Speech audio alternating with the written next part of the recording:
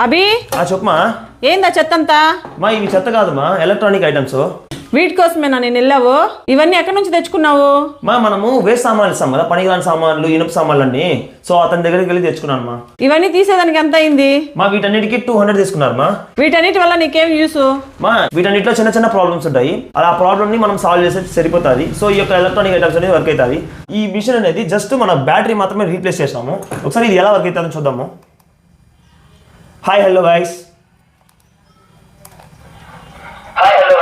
So guys, ఈ విధంగా మనము జస్ట్ బ్యాటరీని రీప్లేస్ చేయడం వల్ల ఈ ఎక్విప్మెంట్ ని మనము రిపేర్ అయితే చేస్తాము. అదేవిధంగా నా చేతిలో ఉన్నది ఒక సోలార్ ల్యాంప్ అనమాట.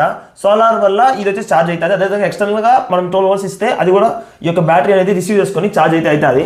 ఇక్కడ పాత కాలంలో ఇలాంటి బ్యాటరీస్ అనేవి యూజ్ చేస్తున్నారు, లెడ్ యాసిడ్ బ్యాటరీస్. నేను దీన్ని ఈ యొక్క లిథియం అయాన్ బ్యాటరీతో రీప్లేస్ అయితే చేసినాను. మెయిన్ గా ఇక్కడ మెయిన్ యాంప్లిఫైర్ అయితే ఉంది నా దగ్గర. దీన్ని 150 రూపీస్కి అయితే ఇచ్చాడు అన్న. సో దీంట్లో మెయిన్ ప్రాబ్లం ఏంటంటే, ఒకసారి దీన్ని నేను ప్లగ్ ఇన్ అయితే చేసి చూపిస్తా చూడండి. ఎప్పుడైనా ఏదైనా వస్తువు ఎక్కడి నుంచి తెచ్చినప్పుడు సడన్ గా మీరైతే చేయితే పెట్టకండి, ఎందుకంటే షాక్ కొట్టే ఛాన్సెస్ ఎక్కువ ఉంటుంది. సో గైస్, ఈ యొక్క యాంప్లిఫైర్ ని మనము రిపేర్ చేసేదానికి అయితే ట్రై చేసి చూద్దాము. కానీ ఇక్కడ ప్రాబ్లం ఏంటంటే ఆన్ అయితే అవ్వట్లేదు. ఇప్పుడైతే పవర్ సప్లై అయితే ఇచ్చాను, ఒకసారి ఆన్ చేసి చూద్దాము. సో సడన్ గా ఏదైనా వస్తువుని మీరు పవర్ లో పెట్టినప్పుడు సడన్ గా హ్యాండ్ అయితే పెట్టి చూడకండి, టెస్ట్ చేసి చూడండి. నేనైతే ఇప్పుడు టెస్ట్ చేసి చూస్తున్నాను. సో పవర్ సప్లై అనేది ఈ యొక్క బోర్డు మొత్తము పాకుతుంది అనమాట, అంటే ఈ యొక్క స్ప్రెడ్ అయిపోయింది ఈ బోర్డు మొత్తము.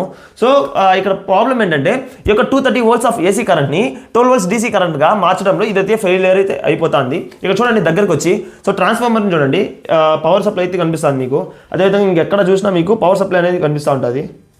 సో సింపుల్గా దీన్ని ఎట్లా సాల్వ్ చేయొచ్చు అంటే, ఇక్కడ పవర్ సప్లై అయితే పెట్టకూడదు. ఇక్కడ రివర్స్లో మీరు పవర్ యాంప్లిఫైర్ని చూసినప్పుడు ఇక్కడ మీరు బ్యాక్ సైడ్ చూసినట్లయితే 12 volts డీసీ అనేసి ఉంటుంది కదా, ఇక్కడ డైరెక్ట్గా మీరు డీసీ కరెంట్ని ఇవ్వాల్సి ఉంటుంది. సో నా దగ్గర 12 volts డీసీ అడాప్టర్ అయితే ఉంది. ఒకసారి దాన్ని నేను పవర్ సప్లైకి అయితే ఇచ్చి చూస్తాను. సో డైరెక్ట్గా నేనైతే కనెక్షన్స్ అయితే ఇచ్చేస్తాను, ఎలాంటి స్విచ్ లేకుండా.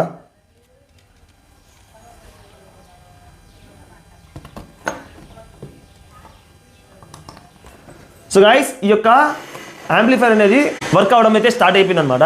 జస్ట్ ఇక్కడ ప్రాబ్లం ఏంటంటే, ఇక్కడ ట్రాన్స్ఫార్మర్ అనేది చెడిపోయింది అనమాట. గ్రౌండింగ్ అనేది సరిగ్గా ఉండకుండా చెడిపోయే ఛాన్సెస్ అయితే ఎక్కువ ఉంటుంది. సో గైస్, ఇప్పుడు ఇది అయితే వర్క్ అవుతుంది కదా, ఒకసారి మనం మెమరీ కార్డ్ వేసి అయితే చూద్దాము.